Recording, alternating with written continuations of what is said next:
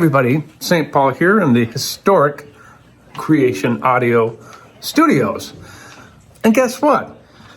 It is episode 49 of Music on the Run. And my guest, Tommy Barbarella. Before we get started here, do me a favor. Wherever you got this podcast, make sure you subscribe, give us a rating, and if you have time and like what you're hearing, make sure you write a review. It really helps us get the word out so we can have a lot more people coming to the party. Hey everybody, I'm St. Paul Peterson.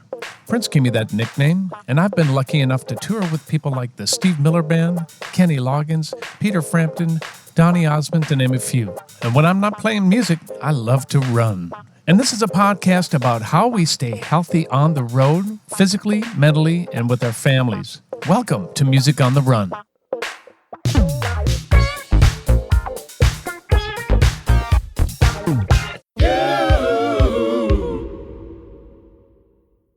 Hey everybody, St. Paul here. Welcome to episode 49 of Music on the Run. Man, it's hard to believe we're almost at 50. Today, we've got such a great guest, an old buddy of mine. But before we get to that, let's talk a little bit about my shirt. And those of you who are listening, you can't see it. I'm sporting the Minnesota Vikings shirt. Yes, we won by a whole 2 points yesterday. We are, 1-4 now here in the 2021-22 season. Yes. I have another reason I'm wearing it, because my guest and I played a concert at the Vikings training grounds a couple of years ago, I think that was. And he has other connections to the Vikings, and we'll get to that as well. I do want to say a big thank you to my patrons. And if you don't know what patrons are, basically they are hanging with us and taking care of us financially. They have a monthly stipend that they give to us so we can put on this show, video and audio. If you want to know more about that, go to www.patreon.com/Music on the Run podcast. Really helps us do this thing, and every little bit helps, and we sure couldn't do it without those patrons. In fact, I want to do a shout out to a couple of them. One is William Dean. Thank you as usual for your support. You always support me in my music career as well. And I'm going to say this wrong. I've been really trying to practice. Haramasa Akida. Haramasa Akida, I believe, from Japan. Thank you so much for your support. I so appreciate it. Anyways, check it out. Patreon.com/Music on the Run podcast. All right. Oh, one other piece of bad news. Might as well share it with you because this is what's going on. My little tiny dog of 15 years, a Gypsy, I almost called her the older one, Gypsy Lou, passed away yesterday in my arms. We thought we were going to have to postpone this podcast, but it was really tough, man. My kid and her boyfriend were with me, and of course my wife was out of town. So little Gypsy went over to Rainbow Bridge yesterday, and man, it's always tough to lose a part of the family like that. Our little pets become parts of the family, don't they? But anyway, we don't know what we're going to do, if we're going to get a new dog or, a cat. Are you people cat people? My kids are cat people now, and they're trying to teach me how to be a cat grandfather, pardon me. It's starting to go the other direction, but I don't know. I want to start traveling and doing all that kind of stuff, and, you get a brand new pet, you're in it for another 15 years or something like that. Anyways, we love our little animals, don't we? What else is going on? Hey, signed up for Grandma's Marathon in June with the Geezers of Gear. Yes, 26.2. I don't know what I was thinking, but we're back on it. Got a little. You can be like a year older then. Yeah, that's just not right, is it? And we are all ready to go. We've got, how many? 4 of us signed up. 2 for the marathon and 2 for the half? Yeah. Okay. Davide is sitting here. Davide is one of the Geezers of Gears and happens to be the producer of the show. I want to do a little shout out to my buddy Tanner Montague, who is wrapping up his tenure here as intern at Music on the Run. He has been such a godsend. He's done such a great job. I'm going to trick him into maybe doing the 50th anniversary or the 50th episode in a couple of weeks here, but publicly want to just say thank you so much, Tanner, for all you've done, all the great work you've done. You've really up the quality of this thing and just brought such great spirit to this. So thank you so much, and you've done a great job on music on Funk Friday as well. Yeah. So, and he's sitting over here as well. I'm pointing right at him. Thanks, buddy. I appreciate it. Okay, actually, this is all about me. You're never going to get on the show, Tommy. I got to go now. My guest today grew up in Minneapolis. He's an incredible keyboard player, producer, arranger, session musician, and writer, and I've been privileged to call him a friend for, I don't know, a long, long time. He's toured with people like Prince, Johnny Lang, and so many others. Please welcome my buddy Tommy Barbarella. Thank you. Hey, we got an applause out there. I like that. Yeah. Thank you for That's that good. applause, as Applause. my mother used to say. So I'm sporting the jersey for the Yeah. Minnesota Vikings. The day after. Day after our first victory. It was actually our second victory. Is it? Can you tell I'm not watching? A little bit. It's all right. Is it really? You're a smart man. Yeah, well, Yeah. I just can't. I can't do it. It just rips my soul out to spend, yeah. whatever 3 hours, and we get nowhere. It's what are we gonna do about our bikes? I don't know. It's a curse. I say it's not a choice. It's like I grew up with it. You can't like I have a brother-in-law who went over to the other side. Which side is that? Not the Packers. Yeah, he at some point in the 80s, I think he just one day decided he was going to be a Packer fan. No real connection, like he's not from there or whatever. My wife's from Wisconsin, so we have a divided house. Do you? Yeah. How does that go on a Sunday? It depends. I'm the only one really emotionally involved, Okay. usually. But I'm doing well this year. My daughters have given me a lot of kudos for not getting so mad. Really? Yeah. A little anger management, maybe? Yeah, I don't know what it is, but I think it's age. yeah, Pretty good it's on you, man. Yeah. tempering. So you and I also did, not only have we done the Minneapolis Funk All-Stars gig, but we've done gigs with Patty and stuff. I kind of think of what other gigs that we've done over the years together. I mean, they all kind of become one gig. They do. It's like you remember the people like Billy or Bobby Vandal, or it's like, well, TC Jammers. That was a run we That's did. true. That was TC a hell of a Jammers run. point two, Right. right? That was fun. Those were some fun days. Oh my God, that was a great band. Dave Island, Jelly Bean. That was funky. It really was funky. Yeah. That was back in my old partying days too. Yeah. Ouch! I still have a hangover. That's why you don't remember it so well. Oh my God! Yeah, those were the days, man. We were still young bucks and just, Yeah, making those burgers back in the kitchen, Totally. bunkers. man, that was fun. Yeah. So you grew up in what part of Minneapolis? I actually grew up in St. Paul. Oh, you did? Yeah, I went to Hill Murray High School in Maplewood. Yeah, it's kind of like, so you went to Holy Angels. Yeah. Very similar. Got it. Co-ed. Yeah. Yeah. Hockey school. Were you a hockey player? No, I was in the pep band. Oh, got it. I played trumpet. No way. Is that what you started on? That's what I played in school, In our family, we all had to take 2 years of piano lessons. I played trumpet in school band and did it all through high school. Then I quit because it was just too much work. Those brass too much. instruments. Ugh. Yeah. But But yeah. you took 2 years of piano. That was the mandate in the family. Yeah, and then I kept going. So I studied classical all through 1 year of college. I was a music major for 1 year. Where'd you go? St. John's for Oh. 1 year, then I transferred to the U of M. Yeah, that was like turning point in my life. It was that summer of 85. Oh. I used to see you down at First Ave Oh. dancing out on the dance floor. You're Your just shiny younger suit? than me to probably look at that and I mean, because I came before you in the Prince camp. Yeah, a few years. What was that like, just to see someone like I'm 2 years older than you? Yeah, it was 2 years. So, dude, it was like this. I was in a band called Z-Bop with, I don't know if you know any of the guys, Giovanni Ford, Ron Heine. So we had the house gig down at Felty's. After I did After with the players? After the Players, Oh right? my God. And we kind of traded off with Dreamscape, Dreams. Thad Spencer's band, Brian Gallagher Oh was in the my band, Lord. Lisa Keith. Yeah. Those were some fun days. But at the time, I was living with Giovanni, the singer, and you know, back then it's like you didn't have Spotify, that you only had the albums you had. That's what you listened to, right?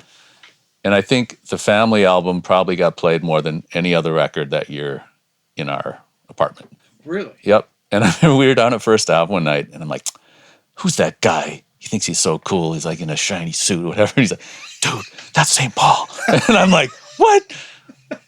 I'll never forget that night. That was funny. And you were out What was there. I out causing problems? You were Dancing or dancing. You whatever? were on the dance floor dancing. I'm like, who's that guy? Like the voice we listened to every day in our apartment. Like, Oh my God. but that was like the first time I actually saw you. Yeah, that would have been 85. I was right in the thick of it. Yeah, that summer was amazing. I mean, that summer, so I came back from college at St. John's, and I got in this band, and they're like, yeah, you want to try out for the band? And we just played at Felty's. I'm like, what? Felty's? Big deal back in those days. That was the coolest. Felty's was the cool It was gig. the cool club, because I'd gone down there, and I wasn't old enough to get in, but I used to stand outside in the atrium, whatever. I had a fake ID. I didn't. I would stand outside to listen for Ricky's solos. Did you? Oh, Yeah. He's talking about my brother Ricky, who's a great keyboard player as well. Yeah, so that summer I got in that band. We played, remember Scotty's on 7th? Barely. Yeah. So I think Samoa was playing there one night. And I don't know, it was just heady times. It was like everyone was around, you know, the dudes from the time. It was like I was meeting people, and my head was exploding like, this is amazing. I'm like living in Purple Rain. Totally. And but Ricky like let me sit in that night, and I was like, what? Really? Okay, yeah. He didn't really care that night. You know what I mean? It was late in the night. Gave him time to go get a little scotch and a sugar. Yeah, Rocks, you know? but I was like, I just remember going home that night. This is the greatest night of my life. I met Jimmy Jam. I got to sit in on Ricky's stuff, and it was just like so cool. It's amazing what sticks with you from those. I was 18. You know, it was just like, oh yeah, that was those are moments you never forget. But yeah, that's when it all started. It was that summer. When were you playing with the Steels? Was it around that same time? Well, that would have been like 3 years later. So I had, been in different bands, and I was out in a band out on Lake Minnetonka. I'd kind of put that band together. Houdini's. It was one summer in Excelsior, that place. Geraldine Steele was singing with us. Whoa. And she, I guess, hired me or asked me to come play with the family. And they were playing more, the Fine Line was new. They were playing there. But that was the band with Joey, with Finger, with Sonny. Sonny and I came in at the same time. Sean was still playing bass. Oh my God, that's great. So Daryl Boudreau. Daryl. Was he there? Yep. And Todd Marks, who I saw last night at a gig I played. I hadn't seen him probably since then. It was crazy. Todd Marks toured with me on the New Kids on the Block tour. Really? Yes, he did. When we played nothing and it was all the death. That's a story for another day. So I just invited my drinking buddies to go on the road with me. Oh, Him, Finger, Rob Arthur. Oh, jeez. Yeah, it was pretty incredible. Wow. So you played with the Steels. I played with the Steels. JD Steele, you guys, is like, the Steele family is a complete legends in Minneapolis, St. Paul area, and way beyond. Just go check them out, Google them, whatever. But JD took me under his wing when I bet you I was 16 years old. He took me to the Children's Theater recording studio. I'll never forget the song. It was called Find Yourself Another Man. Find yourself another man. This kind of love I just can't stand. Doesn't that sound like a JD song? Yep. So, but I played all the instruments. He just let me go and kind of showed me around what that whole thing was like. So the Steels were so instrumental in bringing me along, not only my own family, but them as well. Yeah. And they came from Gary, Indiana, I believe, up here in late 70s, early 80s, something like that. I don't know that year. I'm making that up right now. Go fact check me. Probably early 80s, yeah. I actually spent a night at their parents' home in Gary. We played a show down in Chicago, like a college gig or something, and then we stayed in Chicago. And then I don't know why, but the next night we ended up sleeping, crashing at their parents' house in Gary. And the next morning, JD got up. He wanted to go visit the high school, like he went to see his teacher stuff. And Finger went with him. No. And he, you know, there were no white people in Gary at that time. I mean, it's late 80s. But Finger was just like, all the kids were pointing at me like they'd never seen a white person in person before. Wow, really? But yeah. But great family. And JD, yeah, same for me. Like, I had a 4-track at my house, and Daryl would come over and we'd write a lot of songs. We actually wrote their first Christmas show in my studio. It's probably 89, 88. Maybe it was 88. And I'll never forget, my parents came to that show, and it was super fun. I'd never heard gospel singing up close, like in the space, like, and they're so powerful. But yeah, they took me under the wing, and I remember JD met my parents that night, and he's like, "Your son has a great career ahead of him," and I was like, "Wow, yeah." He said that, and my parents at that time still weren't really sold on the whole music thing. I was going to ask you that. I was not supported. It's like, it's a nice hobby, son. You can't make a living at that. And there's some truth in that. Yeah, well, yeah, things kind of come full circle, but that's why I went to college. That's why I finished college. I was touring with Prince when I finished my degree at the U of M in journalism through independent study, just because I needed that degree. You did that for your parents. I did it for my parents. Yep. And my Catholic guilt kicked in, and I just had to do it. I remember Prince said that day, I told him or whatever, and he's like, "Nobody talked to Prince, or nobody talked to Tommy. He's going to write a book about us or something." Because I said I had a degree in journalism or whatever. So literally. A little late to the game on that one. Yeah. Huh? There have been a lot of books. Do you participate in those at all? Some. I've always been pretty choosy about who I talk to. We're talking about books about Prince, you guys. Even just doing interviews, it's like, there's obviously great writers like Alan Light, who I will always say yes to. He was, did interviews with him when he was editor of Vibe, like way back. How did you get in the bubble? I mean, you were in local bands. You had to convince your parents that music was for you. I mean, let's start there. Yeah, and I've done a lot of speaking to high school kids, some college kids, where I say, my parents didn't really support my music, and it was actually the best thing that ever happened to me, because it forced me to do everything on my own, and I was still moonlighting, being a pretty bad student at the U, but I got my degree. But I literally had to do it all on my own. It reminds me of a story like Steve. Did you know Steve Faison's brother, Sonny? Yeah. Remember Sonny Faison? Yeah. I don't know how I met him, but when I was first starting out, you grew up in a family with music. You had gear all around you like this. Yeah. It's like, I didn't, Right. And gear was expensive, Oh, yeah. And as a college kid, it's like, you just can't go out and buy a synthesizer. Back then, especially, they cost so much. And so I'd gotten in the band, but I didn't have an amp. I didn't have all the stuff. And I don't know how I met Sonny, but he's like, "Come by my house. You can borrow some stuff."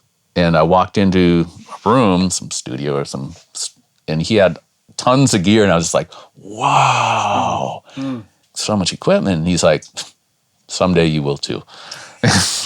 And he's right. He was right, but he was so kind, and he let me borrow a bunch of, I don't remember what it was, but when he passed, I mentioned that story, and Steve had no idea about that. Really? Yeah, he was like, "That is so cool. I had no idea." I'm like, "Yeah, I don't even know how I met him." But, you're talking about people coming up that, help you out. But yeah, I did it all on my own. It made me better. It made me work harder. Nothing was handed to me musically, It's like, yeah, I had some talent, but, I mostly inherited a good work ethic from my parents. Really old school. My dad was like World War II. They were a little older generation. And, but that's how I grew up. Very strict, work hard, practice a lot. So that's what I did. You paid your dues, man. Yeah. So Geraldine asked me to play with the Steels. I'll play with the Steels. We were playing the Fine Line every month, or every 1 weekend a month. We played there a lot. Prince started coming down because Sonny and I joined the band at the same time. So he knew Sonny. Sonny Thompson. Sonny Thompson. Okay. They'd grown up together. So Prince would come down and sit in that balcony with, what's her face? Batman era. Kim Basinger. Kim Basinger, yeah. Come on, how can you forget her name? Yeah. They would sit up there and watch, and everyone was saying, he's watching you. He's got his eye on you. He likes you. And I'm like, what? Really? And then nothing happened. But then I got a call one day so he was doing a record on Margaret Cox called MC Flash, and most of the band was Mambo's Combo, and Steve Cherowon, the keyboard player, decided he didn't want to do it. He didn't want to do the tour. They were going to talk of opening for Prince on a tour in Europe, and so they called me and like, can you come out and start rehearsing with Margaret's band and out of Paisley? We're going to be opening for him on the European tour. I'm like, yeah. Yes, I can. Yes, I can. So I go out there and start doing that, and that's when first time I met Prince was at that first rehearsal, and it wasn't too long into those rehearsals. It might have been like day 2 or 3, and he said, Tommy, Sonny, Michael, can you want to help me with a couple songs after rehearsal? Like, yeah. Yes, I can. And so hauled our gear over to Studio B, set up, and he showed us the first song, and we recorded it, and he's just like, just play whatever you feel, just play, whatever you're hearing. And we did it. We kind of helped him arrange it and get to the point, and that song was Diamonds and Pearls. What? Yeah. I wasn't even in the band yet. It was just kind of like, let's see what these 3 guys, how we can work together in the studio. He plucked you out of MC Flash, said, come with me and help me, and he was just auditioning you without auditioning you formally. Yeah, so, it was like literally parts on that record I just did on the fly, like, with the little bell line answer to Diamonds and Pearls, bing, bing, bing, bing. I just did that. I just really? That's what he said. His keyboard player's just like, produce it, Tommy, produce it. Put your hands down. Just what would you do if you were producing it as a record? That's how his keyboard players approached the live thing. Fill it out with these sounds. And what I didn't remember, and Michael Bland reminded me, was that later that same day, like that night, after the gig, after the combo, he called us back out there to record some more, and we recorded Live for Love, which ended up on Diamonds and Pearls as well. I remember Sheila was in the studio with him, and made me even extra nervous. Yeah, because she was cute. Because Sheila, he was in there. She was cute. Michael Bland says about you, he's got funk, he's got style. He's a pleasure to know, to work with, and to call a friend. Mm-hmm. That's from Michael B to you. I called a couple of your buddies. Michael. Tell me about Michael. Probably the most instrumental person in my career. I mean, why is that? Well, Prince asked him about me when he was apparently checking me out, and Michael had seen me playing with Steels, I think, and he vouched for me. He's like, yeah, he's funky, and I was like, had you played with Michael before? I hadn't. You just heard me. Where did he hear you? Playing with the Steels. I think Uptown Jazz Fest or something. Oh, sure. But yeah, I don't know. Michael's brought me into so many projects, just monumental stuff like that. The Georgia gig over in Italy we did for many years. Right. I don't know. Sonny Thompson too. The 3 of us, we've done a lot together over the years. Sure have.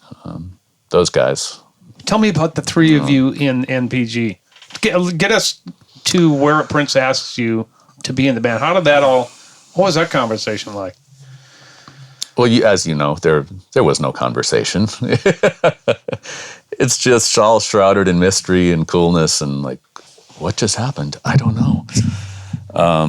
So yeah, I wasn't in the band. We'd recorded these songs. I went out and did that tour, which wasn't MC Flash. At the last minute, he decided not to put her record out, not to bring her out as the opening act, but he turned that same band into a backing band for Mavis Staples. Oh, so the record Ricky and I did with her, probably. Yeah, with the House in Order. I think that was later. Was that later? 96, I think we did. 94. This was Jaguar. Okay. This was like, Miko was playing on some of that stuff. It was, but out on the shows, we did all the classic Staples singer stuff. But it was just like, so you talked about cats. So we have a cat. Oh, we yeah, got a cat because we didn't want to get our dog yet. The cat's getting kind of old now. The cat's name? Mavis. I ran into her a few years ago, and I had to tell her, I'm like, our cat's named after you. Oh, my God. And Mavis called me Hollywood. That was, when she meets people, she gives them a nickname because she can't remember anyone's name, but she'll remember her name for you, right? So we all had names. And you so pretty, you should be in Hollywood. I'm going to call you Hollywood. That's pretty cool that a Hall of Famer dubbed you Hollywood there. And I thought she gave Billy the nickname Reverend. There's discrepancy on that one. But Sonny was definitely Rain Man. Is that right? Perfect. And Margaret was Sunshine. Was she then in the backing band for Mavis then? She sang backup for Mavis. Oof. Well, that's a whole another conversation. I know. We had a great time. That was and Doug Nelson played bass. One of my mentors on the bass. Great Minneapolis bass player who passed, 15 years ago, longer, something like that. Anyway. Yeah. So we did that tour. That was summer of like 90. Right. And then came back and nothing happened. And then in December, I got a call from Therese, who asked if I was available to play Rock in Rio with Prince in January. That was your first gig with Prince? Yeah, 200,000 people. First gig. Oh. I don't remember anything. Because you were terrified? Terrified. Right. So it was scary enough. How old were you then? About? 22, 23. That's terrifying. Yeah. Yeah. Yeah, I think we did like maybe one show at the Glam Slam or something like that. Oh, in those days. Maybe a little warm up. I don't know, but yeah, first concert, 200,000 people. Whew. And my sustain pedal didn't work. Is that funny? I found out when Purple Rain intro starts. Oh. I'm like, clam. Not even clam, but isn't that funny? What you remember from that is that the trouble that you went through. Instead of looking out there and going, I'm really here in front of these many people. It's hard. It was hard to enjoy a lot. A lot of the gig was hard to enjoy because, you're often on nerves and pins and needles because of him, because of the pressure of the gig and not screwing up. And, there was no safety net back then. There were no tracks. There were, it was, and he relied heavily on the keyboard player, Oh, yeah. In those first 2 years, Rosie Gaines was the other keyboard player, who, amazing singer, but she wasn't, and she could play some funky organ stuff. Right. She's a great church player. But all those other hundreds of parts were coming from me. Yeah. Right.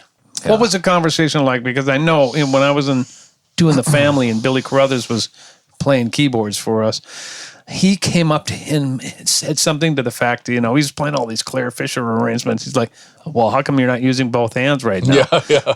Because it doesn't call for it right now. Well, yes, it does. Double it on a keyboard below. Right. Did he pull that kind of stuff on you? Yeah, he never wanted to see you playing with one hand. It was like, what's your other hand doing? And then he would give you another part. And it would be a great funky part or whatever. Of course. But often hard to do at the same time, but you worked it till you did it. Yeah. And then you're juggling 5-6 parts and then he asked for another one. I'm like, well, I can't. I'm already doing this. Figure out a way. And then it's like, okay, so if I hold the sustain pedal with this, if I split this keyboard and this and add another sound here, I can. So, a song like Diamonds and Pearls, I was covering like 9 parts at once. Yeah, I remember there was a specific rehearsal when the pressure was just crazy. We were about to debut that song, back when national television was a thing, when it was just networks. And we were performing it for the first time. I don't think it was out yet as a single. The record wasn't out yet. And we performed it at, I think it was Special Olympics, Metrodome, big, huge thing. But it was broadcast. It was like national television. So it was live. And, I kept clamming some certain things at the rehearsal. It was like, because it was literally trumpets, bells, Mayhem. It was crazy. Right. And choreography. And look cool, by the way. Yeah. Mm-hmm. And look effortless like him, you know. Right. And he had me stay after rehearsal and keep practicing my parts. Like you were in school. Yeah. That first year was pretty rough. He was rough on me. What was his inspirational style?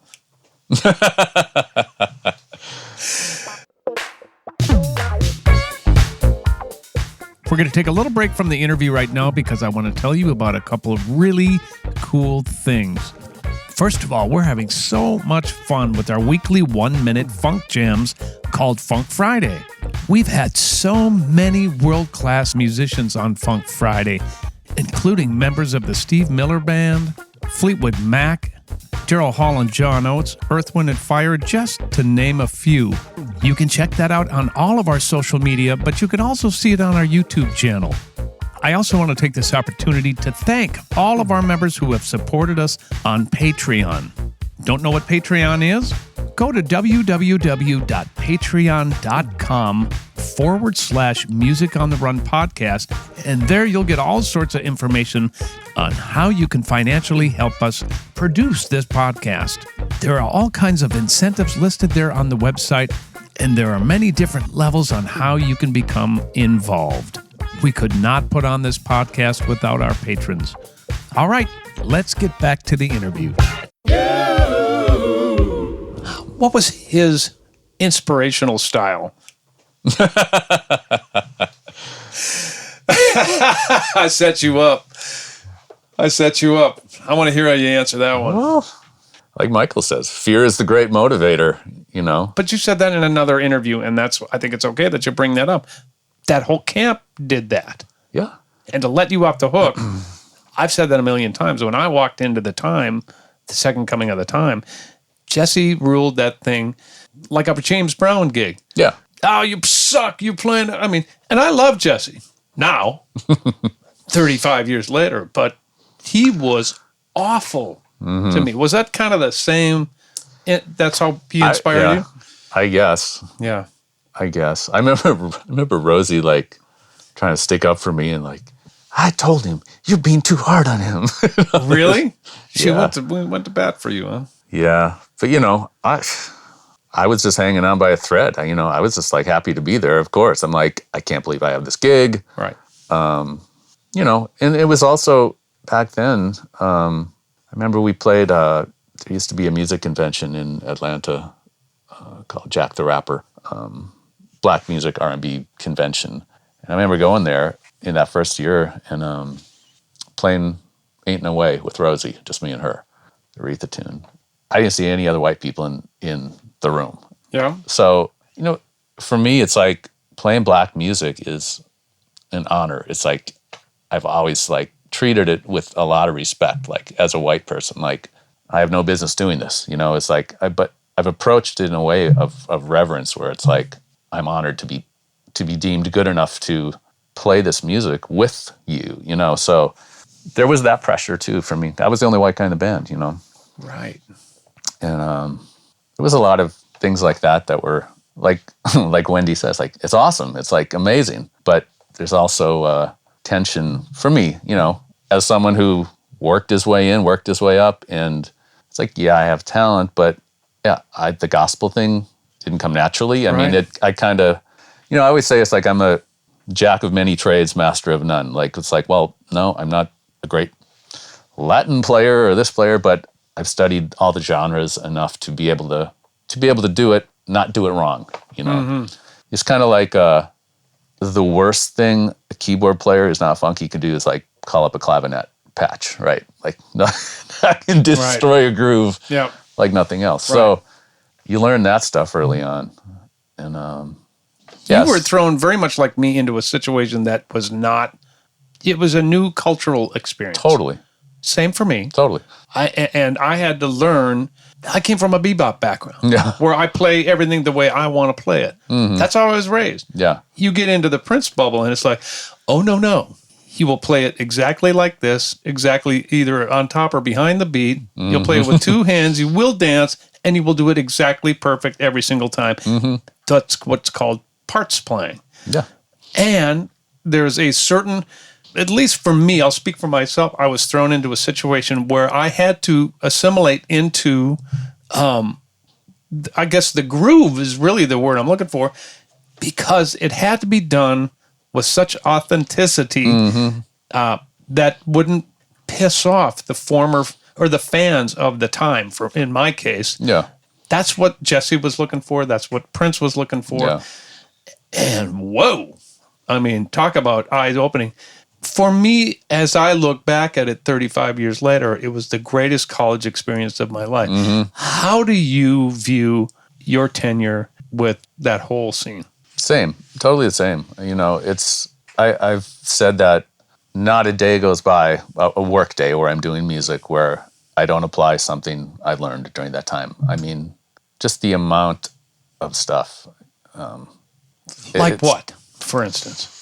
I have a phrase I use in rehearsals or in the studio where you're trying to find the right part, you're trying to find the right sound or the right arrangement, and it's like, well, it's got to be this.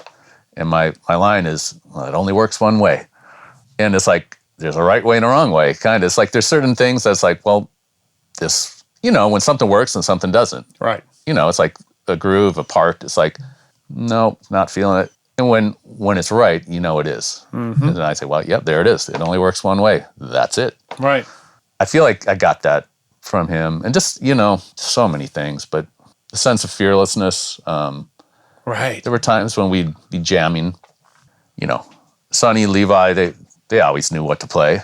And I figured it out later that, Levi's 27 comp rhythms were all different James Brown tunes. And it's like, why? He always knows what to play. It's all the right stuff. He was like, well, Sex Machine always works, or this always works, and it's like, yeah. But that repertoire of stuff, when we'd be jamming and I was like, I wasn't sure what to do. And he's like, come on, Tommy, put your hands down. And that was like a line he'd always use. Just put your hands down. And sometimes I'd put my hands down and 8 bars later, Tommy, lay out. Right? Yep. Yeah. Oh, yeah. That's not it.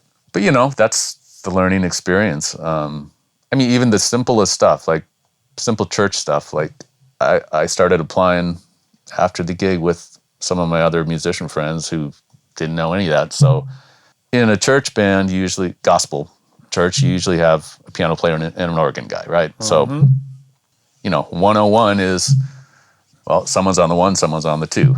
So if someone's going, bing, bap, bing, bap, the piano's on the 1, organ's on the 2, something like that, or with like guitars and keys. And it's just that stuff that I didn't innately know any of that. But like when we played with the Jammers, it was like we would hit some really great grooves between you and me, Dave and Jelly Bean, because we all came from that same school. Yeah. And we could lock, one guitar's up high, one's down low, and doom, doom, doom, doom. Parts playing. Yeah. So it's like, and that stuff most people don't ever really learn. And you can't really teach them that. I don't think, unless you're, let me rephrase that. We were taught that. Yeah, we were. But we were taught that by a camp that was like, learn or die. Yeah. And that kind of pressure, I think, on you and on me, and we put on ourselves, created that opportunity for us, even though it could have been hell at times when we were in it. But 35 years looking back, it was the best school I could have ever gone to. Well, and, the militaristic approach, it's like, I hear recordings or I see videos of that first NPG band, that first year, even before the horns were there. Like we did Arsenio, or we played that whole show, the first one, and it is ferocious, and it's the tightest band. It's not just tight either. It's just like there's an intensity to it that is every note your life depends on, and it kind of did at the time. Yeah. And I don't ever hear that anymore in music and shows today. I don't hear it anymore. I didn't hear it from his bands later, to be honest. Not to take anything away from anyone else, but there was an energy, there was a ferociousness in that at that time in the early 90s. Yeah, it was interesting. We did play a gig at Glam Slam. It was the first show we played before we went to Rio. And I remember we were gathering before we went out, and Prince was looking around. We'd always do like a prayer gathering thing before going on stage. He's looking around. He's like, wow, I don't even know Tommy. I mean, we had been in rehearsal for like 2-3 weeks or something. Right. So. Did he ever really know you? Did you ever really know him? Yeah. Isn't that funny that people will say, what was he like? What was he like? That's probably the question we get the most, right? Yeah. Yeah. And you can't answer it. I say interesting, different, unique, can't explain, unexplainable. I don't know. Yeah, I don't know about you, but I had a very boss-employee relationship with him for my little tenure there in the 80s. Now, later, it was different because he couldn't have his thumb on me. And I feel we got along way better once I was out of the bands. Yeah. And it's not that we didn't get along when I was in the band. It just was a different vibe. Yeah. It was his show, and very much it should have been. Everything you touched would turn to that. Did you ever develop... this is a dumb question, but did you ever develop a true friendship with him? Could you in a working environment like that?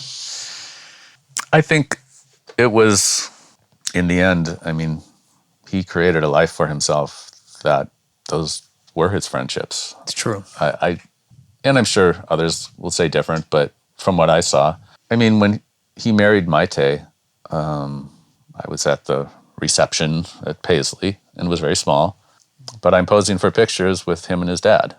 Wow. And it was like, I remember thinking, this is so weird. Everyone there. Was it out of character, you think? I mean, it was super cool in a way, too. It was like, wow, I'm honored.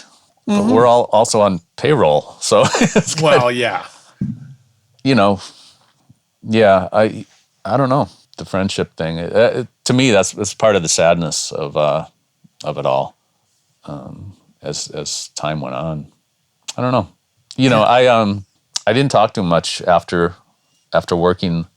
So I had started playing with Greasy Meal while we were still NPG. I don't remember exactly when, but we didn't rehearse on Sundays, so that was the Sunday night gig with Greasy. So I was able to do that, and then he took that band apart. So there was some time, and Greasy was kind of starting to explode, and I was having a great time. It was such a different experience of not being told what to do, being with a band, Yeah. like Democracy or whatever. And it was just really fun to play. I was 28, and it was like, yeah, I'm tired of playing the big arenas. It's really fun to play the club again.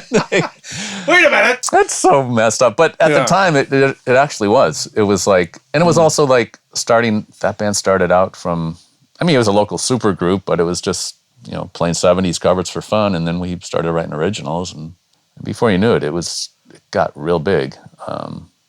So he put together a new band and asked me to be in it. Oh. Probably 6 months later, after he broke up the NPG. And I'm like, yeah, I don't know. I kind of want to see this Greasy Meal thing through. He's like, well, come on out and check it out. Got this cool girl on guitar and bass and the Rhonda and Cat. Kirk was playing drums. So I think I went out there one day and jammed with them a little bit. And I was just like, I wasn't feeling it. And I wanted to see the Greasy Meal thing through. True. It was like my own thing, so. That was your new opportunity then. I don't blame you. So I said no. Wow. And don't regret it at all. Greasy Meal was the funnest years of my life. That was just a blast. I actually played a show with Julius last night. I know you did. Yeah. At the rooftop. That was great. It was so great. Well, let's talk about one last thing. Number one, there's one other thing we have in common. You will forever be known, and as will I, as our new moniker that our former boss gave us. Oh, yeah. Tommy Barbarella, St. Paul Peterson. Yeah. Did you ever vacillate whether you wanted to keep that name or go back to Elm? And how does that work for you? Well, I never legally changed my name. And Therese asked me if I wanted to. Yeah. Like when I found out that was my name, I wasn't asked about that either. Nor was I. The funny story was my mom saw a picture in the paper of myself, Prince, and Tony Mosley, the three of us. And she's called me and she's like, Tom, there's a picture in the paper that it looks like you, but it's not your name. Oh my God, your mother found us out. And that's when I saw it, or that's the first time I saw it, I think. Yeah, and then Teresa's like, well, do you want to legally change it? I'm like, I never thought, I'm like, no. So I've always just, but I did copyright it, or I trademarked it. That's really smart. When he broke up the band, because I'm like, well, I want to keep using it because millions of people know that name. Well, it'd be stupid not to. Yeah. So people have questioned that, but I'm like, why not? I like it. Yeah. And not that he's defining me, but it's like, I don't know. I like having the professional name, and it's a cool freaking name. It is a cool name. It is. It's got some panache. It does. So So why not use it? yeah, so I've always used it professionally, and but I've kept my real name. Right. Yeah. So coming out of the Prince camp, and I want to talk about what you've been up to since then, because it's been a long time. Yeah. You built yourself a life. You have done a million different things. Tell me a little bit about, you became a session musician around town with a guy across the hall here too, by the way, John Fields. You were in Greasy with him. Tell me what records you did with him. With John? Yeah. Oh, geez. I don't even know. Really? Well, some of the early stuff was like early Miley Cyrus, all the Disney stuff, all those guys. Yeah. Mandy Moore. Mandy Moore, that was a good record. She's very good, that one. She is. Oh, by the way, John says about you. Oh, boy. Because I texted him last night. I said, tell me something about Tom. He said, really nothing much to say. He's the best there is. That's what he said. Yeah, I thought you might want to know that. Well, yeah, I'm going to cry now. So this is your life. Well, Julia said something last night that I almost dropped a beat. What did he say? He said that I was the perfect musician. And again, like coming from him, it's like meaning that he's not embarrassed to play a Donny Hathaway song with me, like right. the deepest of soul. And I'm like, okay, yeah, I'll accept that. But yeah, those are great compliments. Nice to get validation, man. I mean, you've worked so hard, and you're such an accomplished player. But it's still always nice for somebody to go, doing good, man. Yeah, well, when it comes from people you respect, like Julius and John. Yeah, John's such a force. His energy is so fast. It's like when he moved to LA and I started sending him stuff, it was just bam, bam, bam. John Fields is a great producer who happens to be across the hall from me at the studio that we're at right now, and he's done a million records. And he's just done very well for himself. Super respected in the musical community. That's what we're talking about. Yeah, Switchfoot. I did stuff on the Switchfoot records. Backstreet. Backstreet Boys? Oh, yeah. Did you? I auditioned for them once. Really? I did not get the gig, but I auditioned. Yes, I did. I did a string arrangement on the records, and then I ran into him in Italy, when I was doing the Georgia gig, and it was right after I'd done that, and the record came out, and, I'm like, hey, I did the string arrangement on the song on your record, and they're like, yeah, I think I saw your name in the credits. It's like, I never met. Hey, well, that's better than piss off. Yeah. What did you do after the Prince camp? Tell me about your time. You worked for an agency for a while, yeah, right? So the Greasy Meal thing was a constant, and during that time I joined, started doing jingles, a place called Ash and Spencer, and this was called the heyday of jingle work. Immediately was doing Super Bowl spots, big, it was big stuff, and my reel just from those few years, those early years, it's just like eye popping, like wow. And it was great work. It was still all union work. It was great money.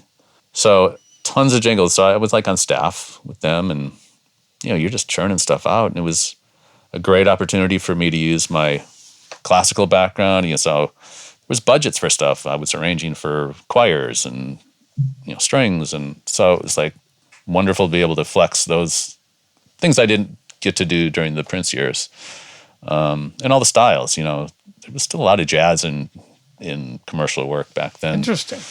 Huh. So Mark Ash, who started that company with Thad, got out. He didn't want to do it anymore, and he was kind of the piano jazz guy in house so they needed a guy to be able to do that bag. Yeah. So I started doing that, and that was a constant through my career for 20 years, doing the jingle thing. Different Main source of income. kind of was. Okay. Yeah, that was like the steady. And Right. still did touring and other gigs and that kind of stuff. But that was a big. That's all changed now. Yeah. Totally Yeah. changed. But it was a great opportunity, and it helped me a lot. So I did that. Did that gig over in Italy for many years with Georgia, Right. big Italian superstar, and that was amazing. And that was with Sonny and Michael as well. Mike Scott came over sometimes. Jeff Lee Johnson did one tour. Michael Baker or Michael Bland? Both. Oh, And we, did her records. I wrote songs with her that did well. And that was, and I remember talking about turning down gigs. I remember I took that gig after when Dave Barry was MD for Janet. yeah. He asked me to do the gig. You turned down the I Janet turned Jackson down the gig? Janet Boy. Jackson gig. Did you really? I did. How come? Probably not the smartest move in hindsight. Did you have kids by that point? No. Or you were single? Yeah. Wow. What the hell's the matter with you? And my reasoning was really stupid. It was right after the Prince gig. And by the end of the Prince thing, I was out front with him. I was strutting around the stage with the keyboard, the purple axe. Guitar. Yeah, Purple X. That's They right. didn't call it that yet back I'm then. sorry. Yeah. But Flying, not only up front, but flying around, if All I remember kinds of correctly. You know, you doing all sorts of silly shit, man. Prince's band was very featured at that time in all this stuff. And then Janet had like 50 dancers. Right. And the band was behind the dancers. And I'm like, I don't know. I don't think so. I don't think so. But then I got to the Italy gig with those guys. That was after the Greasy Meal thing ended, and that turned into like a 7-year run. I mean, I was over there about half the year, like for Wow. 5 to 7 years. And it was wonderful. Not a bad place to rest your head. Davide is an Italiano, huh? Yeah. So So you know about Georgia. Oh yeah. So I don't think if I would have taken the Janet gig, I would have been playing an enormous Coliseum in Italy with people singing back the song that I wrote with her. I mean, Wow. there's memories like that. That's just like, those are, never forget some of those shows and those beautiful places over there. Overall, the biz has been pretty good to you. I guess. You're still here. Still here. Still doing gigs. Yeah. Yeah. And then, so Tell me about the Vikings the gig. Vikings thing, so I, about 10 years ago, I started working with Charles Lazarus, trumpet player with the Minnesota Orchestra. And he had his own thing, kind of his fusion-y side project that he did himself. But he also did shows like with the orchestra. So I thought this would be a good relationship to start working with him. And as I started working with him more, we would do shows with the orchestra. I got the opportunity to start doing some arrangements for the orchestra for some of his shows. Whoa. And it was like, yes. Yeah. So I kind of got to hone my arranging chops, hearing it played back by one of the world's greatest orchestras. Man. And, How great is that? it was like a chart here and there. And then when Prince passed, they asked me to do the Purple Rain arrangement that they did. Javita and the Steels did, man. Mm-hmm. Right. And for me, that was like a super high point of my life where it was like, I got to arrange for the orchestra. They recorded it. And the Steels are singing it. And it was like my whole career kind of full circle. Mm-hmm. And then a couple years later, the next year, I arranged an entire show for the orchestra, for Charles Lazarus with the orchestra featuring the Steels. Like 22 charts or something, like the whole program. So, yeah. And then more recently, they asked me to write this piece for the The Vikings. What do they call it?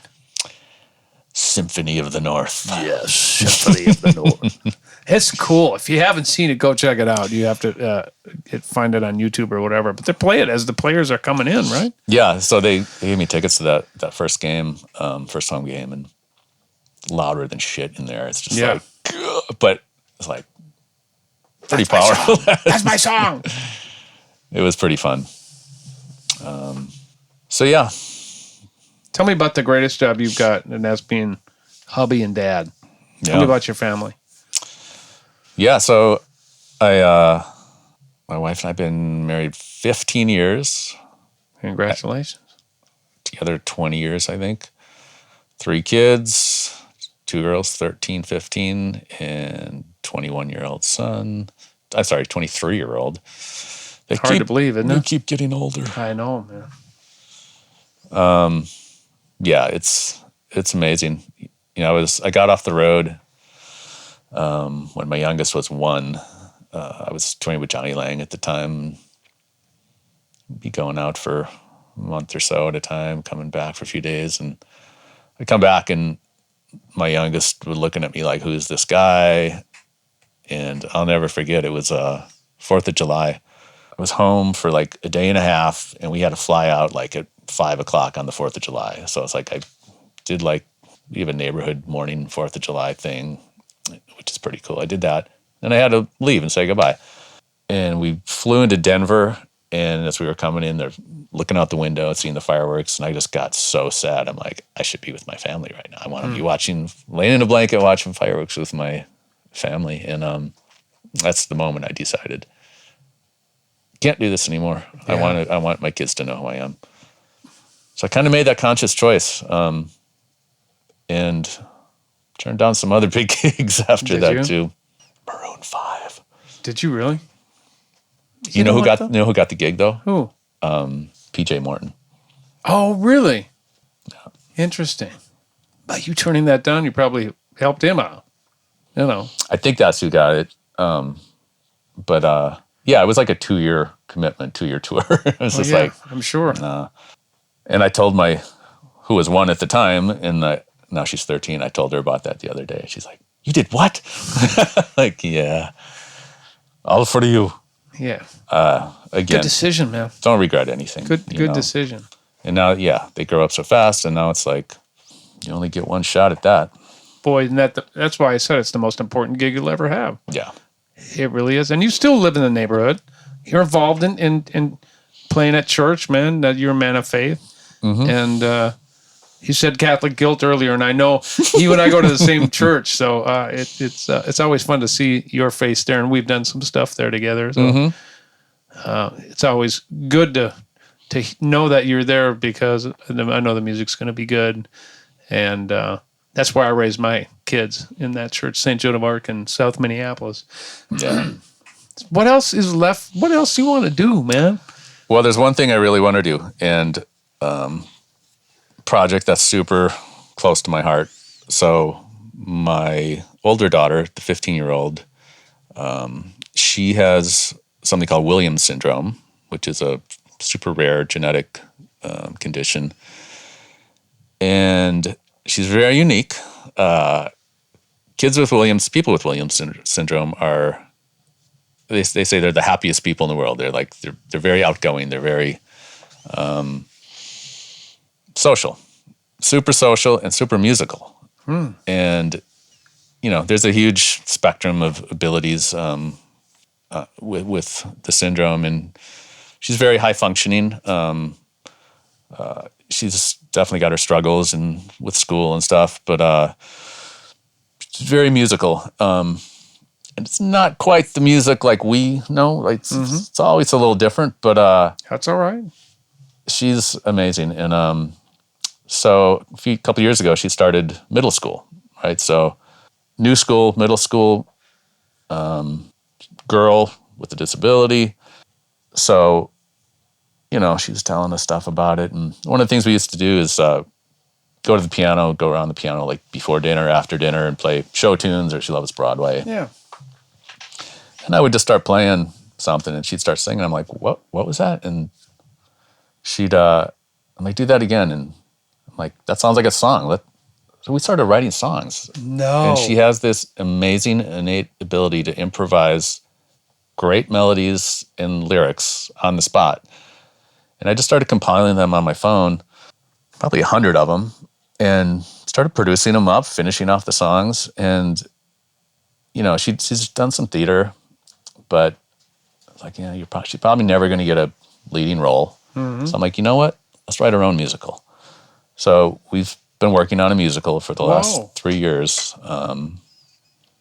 She came up with this title. She just blurted out one day at dinner, The Girl Who Cried Different. And I'm like, oh, what a great title. My God, that's the perfect title. That is a great title. So it's all about, you know, middle school, being a girl, new school, mean popular girls, boys, catty stuff, all this, the horrible stuff that is middle school. Right. You know, so we've been working on that, been talking to people about it. We just kind of premiered some of it. We were the entertainment for this fundraiser last weekend or 2 weeks ago. United Voices of Minnesota. It was kind of the first reveal of any of that. And but that's something I want to see through in however that's going to end up. But there's something about it and that I can't let go of. And obviously it's a wonderful thing for her and I to do together. And, you know, talk about leaving a legacy. And it's like, well, I could do all the sessions or whatever, but it's like, if I finish this with her and this is like something we leave behind as a piece of work, it's like, that's a real thing that I can be proud of. And so, yeah, that's the thing that's kind of I'm most passionate about right now. How close are you? The music's good. Okay. But we got to find someone to write the book, as they call it. But pieces are in place. It's hard. It's like, it's kind of, you know, you juggle all these different projects as a freelance guy, and unfortunately that kind of ends up at the end of the line most days. But slowly but surely, it's going somewhere, I think. What a beautiful legacy that would be for you and your family, man. Really. And I was just like, love taking on another, you know, like when I started arranging for orchestra, it's like I ran into someone, educator, I can't think of his name. He was like, "Oh, did you train for that?" I'm like, "Nope." He's like, "That's amazing." Well, you throw yourselves into situations where you can't do anything but learn, because you always do quality work. You always do things. And I like that uncomfortable spot where I don't want to fail. Yeah. And I have to come up to the level. Right. So I don't suck, because there's a no suck policy in my contract. Right.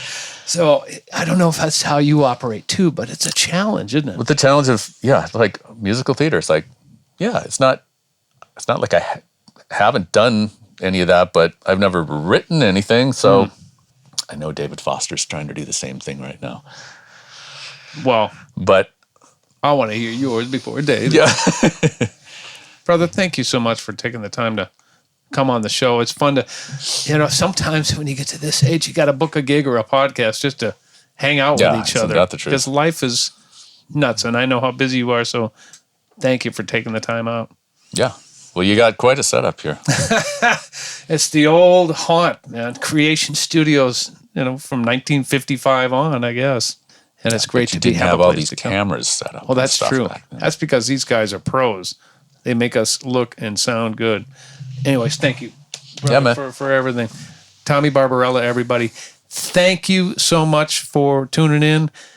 Guess what? Next episode is 50. What are we going to do? I don't know. We'll see you in a couple of weeks. Music on the Run was hosted by yours truly, St. Paul Peterson. Edited and produced by my buddy Davide Raso. Video editing by Tanner Montague.